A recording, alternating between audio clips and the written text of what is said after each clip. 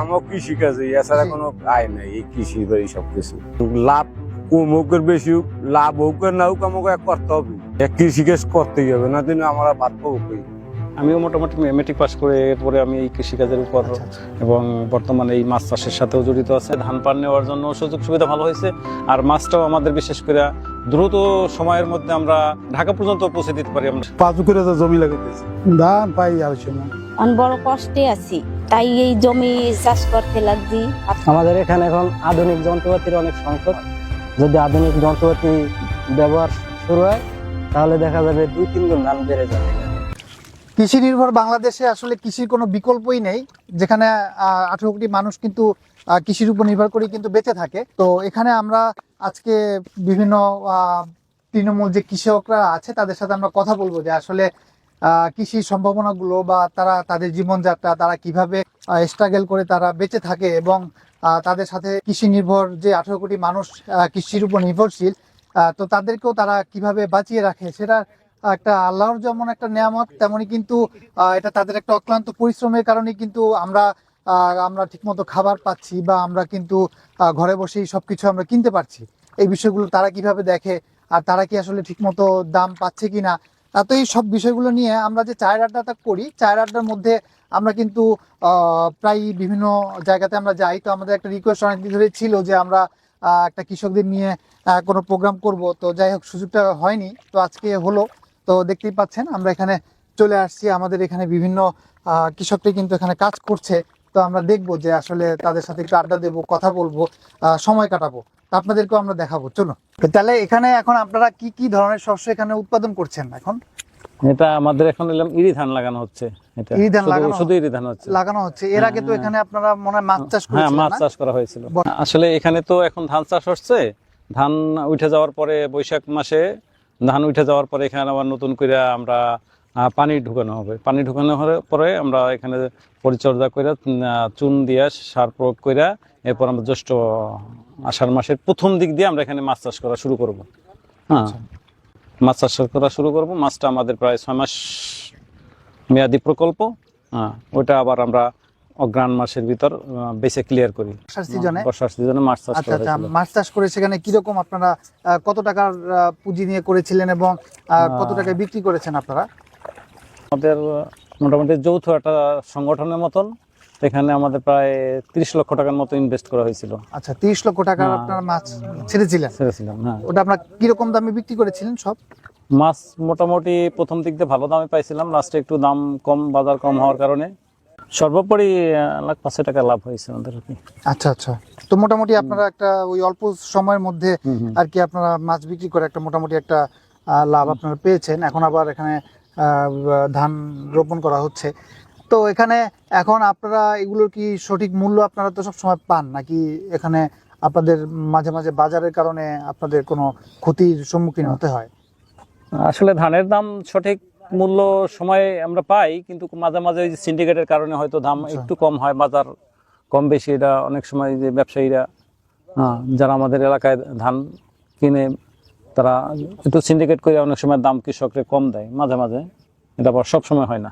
এখানে আমাদের আগে আসলে রাস্তাঘাট খুব একটা ভালো ছিল না, বর্তমানে মোটামুটি ভালো সুযোগ সুবিধা, রাস্তাঘাটও সুন্দর আমাদের এলাকায় হয়েছে, ধান পান নেওয়ার জন্য সুযোগ সুবিধা ভালো হয়েছে, আর মাছটাও আমাদের বিশেষ করে দ্রুত সময়ের মধ্যে আমরা ঢাকা পর্যন্ত পৌঁছে দিতে পারি আমরা অল্প সময়ের ভিতরে, এবং একেবারে টাটকা মাছ। কৃষিকাজটা কিন্তু এখন অনেকেই করতে চায় না, যেহেতু সবাই শিক্ষিত হচ্ছে, বা আপনারা করলেও দেখবেন যে সন্তানদেরকে চাবেন যে একটা ভালো চাকরি বা ভালো কিছু কাজ করানোর জন্য, কিন্তু মানুষের তো কৃষিটাই দরকার, যে কৃষির উপরই কিন্তু মানুষের জীবন ধারণটা বেঁচে থাকে। তো সেক্ষেত্রে আপনাদের বা আপনারা এই যে এখন কাজগুলো করছেন, আপনাদের সংসার চালানো বা নিজেরা যে চলছেন সেটা কি ঠিকঠাক মতো চলতে পারছেন কিনা, সন্তানদের নিয়ে পরিবারটা চালাতে পারছেন কিনা, বা আপনাদের ভবিষ্যৎ পরিকল্পনাটা কি? সবাই তো কাজ করলেই হবে না, মানে সবাই অফিসিয়াল কাজ করবে সেটা তো আর হয় না, কৃষিকাজও তো মানুষের করতে হবে। তো সেটার ব্যাপারে আপনি কি মনে করেন? আসলে এটা তো আসলে মোটামুটি আমিও মোটামুটি মেট্রিক পাস করে এরপরে আমি এই কৃষিকাজের উপর এবং বর্তমানে এই মাছ চাষের সাথেও জড়িত আছে। আমি এই মাছ চাষের এই প্রকল্পে সাধারণ সম্পাদক পদেও আছি। মোটামুটি এ থেকে আমার সংসার মোটামুটিভাবে সুন্দরভাবে চলে। এবং আমাদের এই মাছ চাষের 6 মাস সিজনের সময় আমাদের এলাকার আর নাহলে 20 জন লোক এখানে সর্বদাই কাজ অলরেডি পার্ট টাইম চলতে থাকে, আচ্ছা, এতে তারা উপকৃত হয়। তো ভবিষ্যৎ প্রজন্ম যদি ভবিষ্যৎ প্রজন্ম তো এই কৃষিকাজের উপর সংশ্লিষ্টতা খুবই কম, বা আপনিও চাবেন না যে আপনার সন্তানদেরকে কৃষিকাজ করাইতে, যে আপনি চাবেন যে আপনি একটা সরকারি বা বেসরকারি একটা ভালো চাকরি করানোর জন্য বা ব্যবসা করানোর জন্য। তো এইটার ব্যাপারে আপনার মতামতটা কি? কৃষি তো করতেই হবে, তো সেটা কারা করবে? সেটা কৃষি তো আসলে করতেই হবে, এটা আমাদের প্রত্যেক বাপ দাদা তারা করে আসছে, আমাদেরও করতে হবে হয়তো। আবার আমাদের এরকম আশা থাকে যে আমার সন্তানটা আসলে উচ্চশিক্ষিত হইয়া শিক্ষিত হইয়া সে ভালো কিছু করুক দেশের জন্য, এই আশাই আমাদের সকলের মনে থাকে কম বেশি। তো কৃষির ইয়েটাও কম না, কারণ একটা মানুষ চাকরি করলেও কিন্তু তার মাসে 10,000-15,000 টাকার চাকরিগুলোই আমাদের এখানে বেশি। সেক্ষেত্রে কৃষিতেও কিন্তু মানে 15-20 হাজার টাকার একটা ইয়েও মানুষ এখন করতে পারে, বা এটাও কিন্তু এক্সপেন্সিভ হয়ে গেছে। তো সেক্ষেত্রে কেউ কাজ করলে সেটাও কিন্তু মানে সে একটা ইনকামও হতে পারে, বা তার এটা মানুষের একটা মানে উপকারও হয়, যে যেহেতু কৃষি খেয়েই মানুষের বেঁচে থাকতে যে হবে। কৃষি কাজ করেও সে মোটামুটি এখানে তো সে প্রায় 400-500 টাকা রুজি করে ইনকাম তার পার ডে থাকে। তারপরে সে তার সাংসারিক টুকিটাকি কাজ তার অবসর সময় করার সুযোগ থাকে। মোটামুটি ভাবে সে সুন্দরভাবে চলতে পারে। কাকা, তাহলে এখানে যে আপনারা এখন মানে কি লাগাচ্ছেন? এখন এই ধান লাগাইছি। ইরি ধান লাগাইছেন। ইরি ধানটা কি এগুলো কি আপনার কবে নাগাদ এগুলো আপনার মানে ইয়ে কাটতে পারবেন, বা আপনার কবে নাগাদ এগুলা এখন সার দিয়ে লাগাই, বৈশাখ মাসে কাটবো। বৈশাখ মাসে? হ্যাঁ, পয়লা বৈশাখ দিয়ে কাটা করবে। আচ্ছা আচ্ছা। তো এখানে আপনার সার কি দিতে হয় আপনাদের? দিতে এই জমিতে দিতে লাগছে এই পটাশ আর 1.5 কেজি টিএসপি। কতটুকু জায়গা? এই শতাংশে আর কি। তাহলে এখন আপনারা এই কাজ করে তো ধরেন এখন আপনাদের জীবন ধারণ তো ঠিক মতো হচ্ছে, বা কোনো যেহেতু এখন রাস্তাঘাট অনেক উন্নত হয়েছে, আপনার এখন ধান কাটিয়ে গাড়িতে নিতে এখন সহজে আপনার নিয়ে বিক্রি টিক্রি করতে পারেন, গাড়িতে নিয়ে বিক্রি করতে পারি, গাড়িতে নিয়ে বাড়িতে নিয়ে মারাই দিতে, এতে কোনো সমস্যা নাই। এখানে এখন এর আগে মাছ চাষ হয়েছিল, মাছেও তো আপনারা মাছে মোটামুটি লাভ, মোটামুটি ভালো লাভ টাভ করতে পারছেন? কিছু হয়েছে ভালোই।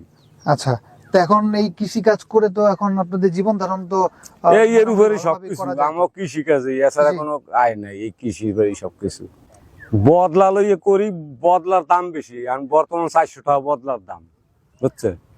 বদলা লইয়ে করি, লাভ কম হোক আর বেশি হোক, লাভ হোক আর না হোক, আমাকে করতে হবে। আচ্ছা, কৃষি কাজ করতেই হবে, না দিন আমরা ভাত পাবো কই? কারো না কারো কৃষি কাজ করাই লাগবে, না করিয়ে উপায় নেই। না করে তো মানুষ খাবার পাবে না। না খাওয়ানো হবে কোন, আমার কোনো চাকরি বাকরি আছে, এই এরপরে সবকিছু। একটা জিনিস দেখেন যে আপনারা এখানে কিন্তু অনেক কষ্ট করে কিন্তু এই কৃষি কাজটা করতে হয়।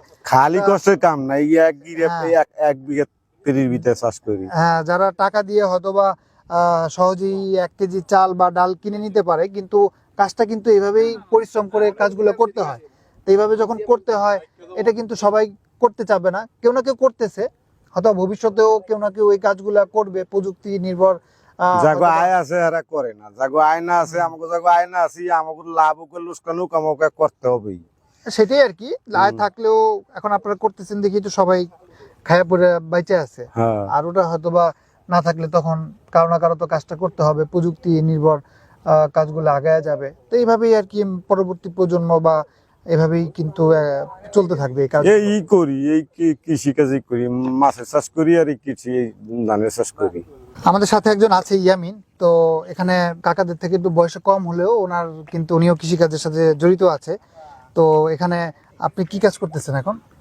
এখন আমার বই এই পাশে কাজ করতেছে, এই জমিতে। আচ্ছা, ধান লাগাচ্ছেন না? হ্যাঁ, ধান লাগাতেছি। আচ্ছা, এর আগে তো মাছের চাষও করছেন এখানে? হ্যাঁ। আচ্ছা আচ্ছা, এখন কি পড়াশোনার পাশাপাশি কাজ করতেছেন? হ্যাঁ, পড়াশোনার পাশাপাশি কাজ করতেছি। আচ্ছা, কিসে? পরিবারের সবাই শহরে আছে তো। আচ্ছা আচ্ছা, এই কারণে সবকিছু আমার নিজেরই করতে আছে। আচ্ছা আচ্ছা, মানে আপনার জমি, এই জন্য আপনারই করতে হয় এরকম আর কি। আচ্ছা, তো চাকরির বাজারেও কিন্তু অনেক সংকট, তো সেখানে পড়াশোনা করে অনেকে চাকরি করে, অনেকে চাকরি পায় না, শহরে ঘুরে বেড়ায়। সেখানে কি আপনার কি মনে করেন যে চাকরি থেকে কৃষিকাজ কতটুকু উপযুক্ত, যে এটা করেও কি মানুষ সেই ইনকামটা করতে পারে না? এখন আমিও ঢাকায় কাজ করে আসছি, কাজের এখন প্রচুর সংকট। ঢাকায় তেমন কাজ নাই। এখন বাবার জমি আছে, এটা আমি লাগাইতে আছি। হ্যাঁ, সংসার এটা দিয়ে আমার ভালোই চলতে আছে এখন, আলহামদুলিল্লাহ। আর ভালো আছি আমরা। ইন্টার পাসের পরেও আপনারা এই হ্যাঁ। কাজগুলো করতেছেন আর কি, যেখানে হ্যাঁ। অনেক রকম পড়াশোনা করার জন্যই প্রায় অনেক বছর সময় পার করে দেয়, সেখানে হ্যাঁ। আপনি এইভাবে কাজ করে আপনার সংসারটাও চলতেছে বা নিজেও আপনার একটা ইনকামের জায়গা কিন্তু তৈরি হচ্ছে আর কি। হ্যাঁ হ্যাঁ, আমাদের এখানে এখন আধুনিক যন্ত্রপাতির অনেক সংকট, যেই কারণে দেখা যায় এখানে ধান কম হয়। যদি আধুনিক যন্ত্রপাতি ব্যবহার শুরু হয় তাহলে দেখা যাবে 2-3 গুণ ধান বেড়ে যাবে এখানে। দ্রব্যমূল্যের দামও কমবে সেক্ষেত্রে। দ্রব্যমূল্যের দাম কমবে, দেখা যায় আরো অনেক যুবক উদ্যোক্তা হবে। আর এভাবে না হলে তো মানে কৃষিকাজও সবাই আগ্রহ করবে না, হ্যাঁ হ্যাঁ হ্যাঁ, যেহেতু যারা এখন তো লাভ একটু কম, হুম, তাই এখন ওই যুবকরা আসতে চায় না এখানে। পরিশ্রম বেশি, সেক্ষেত্রে পরিশ্রম বেশি, লাভ কম। দেখা যায় সব যন্ত্রপাতি যদি এদিকে আসে, আধুনিকতার ছোঁয়া লাগলেই যুবকরা এদিক উদ্যোক্তা হবে। সংসার চলে, আরো বাইরে আরো অনেক কাজ করতে হয়। এই কাজের মধ্যেও বাঁচতে হয়, কিন্তু আরো অনেক কাজ করা লাগে। কাজের ইয়ে মোটামুটি সবকিছুর দাম বেশি, এই লিগে তো কষ্ট হয় আরো বেশি। সবকিছুর দাম অতিরিক্ত, যা কাজ করি যে মজুরি পাই এত চাইতে কষ্ট হয়। অনেক বড় কষ্টে আছি। এই যে শস্য বুনেছি 3 খুঁড়ে বুইতে সব বৃষ্টিতে নিয়ে গেছে। এরপর আলু চাষ করছি, সেও বৃষ্টিতে তলাই গেছে, এবারে নীল গেছি।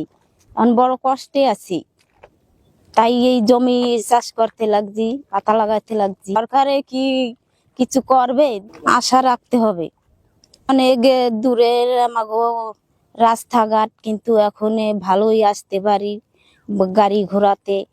5 করে জমি লাগাইতেছি, ধান পাই 250 মন, চলে না মোটামুটি। আর তো প্রথম তো চলে 800-700 মন থাকে পড়লে পার। সার তো দাম বেশি, 1400-1500 বস্তা। এই তো ধানের পাশে তোর ধান ছাড়া ফসল করা যায় না, এই গরু ফেলি 4-5টা। তো আমরা আজকে একটা চমৎকার একটা চায়ের আড্ডা আমরা এখানে অনুষ্ঠিত করলাম। তো আমরা পরবর্তীতে হয়তোবা পরবর্তী কোনো লোকেশনে আমরা উপস্থিত হব ভিন্ন কোনো মানুষজন সাথে নিয়ে। তো আপনারা যদি এরকম আসলে পরিবেশে কখনো আসেন বা দেখেন, তাহলে হয়তোবা কৃষির যে উপলব্ধিটা সেটা কিন্তু করা যাবে, যে মানে কৃষকরা কত কষ্ট করে এখানে তাদের ফলনগুলো ফলায়, আর যেটা আমরা শহরে বসে আমরা খুব স্বাচ্ছন্দ্যে খেতে পারি। আর এটা নিয়েই হয়তোবা বিভিন্ন সময়ে বিভিন্ন কারসাজিতে তার দাম বেড়ে যায়, কিন্তু কৃষকরা কিন্তু আসলে সেই বেনিফিটটা কিন্তু পায় না সব সময়। তো ভালো থাকবেন সকলে।